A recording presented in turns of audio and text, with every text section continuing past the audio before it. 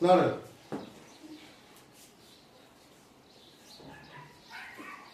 ಒಂದು ಆಯತದ ಸುತ್ತಳತೆ 60 ಮೀಟರ್ಗಳು. ಅದರ ಉದ್ದ ಅದರ ಅಗಲದ ಎರಡರಷ್ಟಿದೆ. ಹಾಗಾದರೆ ಅದರ ವಿಸ್ತೀರ್ಣ ಎಷ್ಟು ಅಂತ ಕೇಳ್ತಾರೆ. ಅಂದ್ರೆ ಉದ್ದ ಎಷ್ಟದಪ್ಪ? ಉದ್ದ ಎಷ್ಟದ ಗೊತ್ತಿಲ್ಲ, ಅಗಲ ಎಷ್ಟದ ನಿಖರವಾದಂತ ಅಳತೆ ಗೊತ್ತಿಲ್ಲ. ಸುತ್ತಳತೆ ಮಾತ್ರ ಕೊಟ್ಟಾರ. ಅದರ ಉದ್ದ ಅಗಲದ ಎರಡರಷ್ಟು. ಅದರ ಉದ್ದವು ಅಗಲದ ಎರಡರಷ್ಟು. ಅಂದ್ರೆ ಅಗಲ ಎಕ್ಸ್ ಆಯ್ತು ಅಂದ್ರೆ ಇದು 2x ಆಯ್ತು, ಡಬಲ್ ಆಯ್ತಲ್ಲ. ಅಂದ್ರೆ ಆಯತ ಸುತ್ತಳತೆ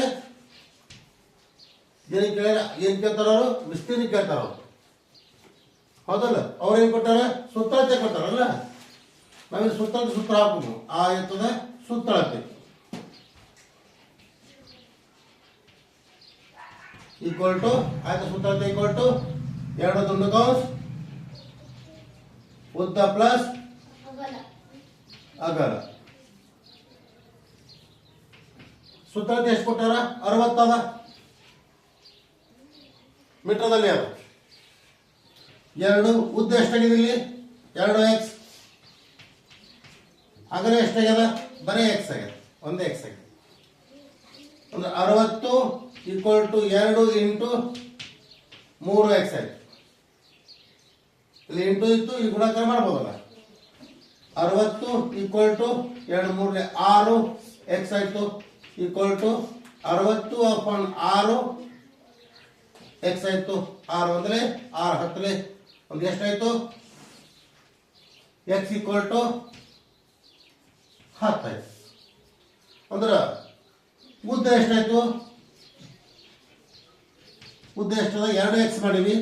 ಅಂದ್ರೆ 2 ಇಂಟು 10 ಈಕ್ವಲ್ ಟು 20 ಆಯ್ತು. ಅಗಲ x ಅದ. x ಅಂದ್ರೆ ಕೇವಲ 10 ಆಗ್ಯದ, ಅದಕ್ಕೆ 10 ಇಟ್ಬಿಟ್ಟಿವಿ. ಏನ್ ಕೇಳ್ತಾರ ಅವರು? ವಿಸ್ತೀರ್ಣ ಕೇಳ್ತಾರ, ಹೌದಲ್ಲ? ವಿಸ್ತೀರ್ಣ ಈಕ್ವಲ್ ಟು ಉದ್ದ ಇಂಟು ಅಗಲ. ಉದ್ದ ಎಷ್ಟದ? 20 ಇಂಟು ಅಗಲ 10.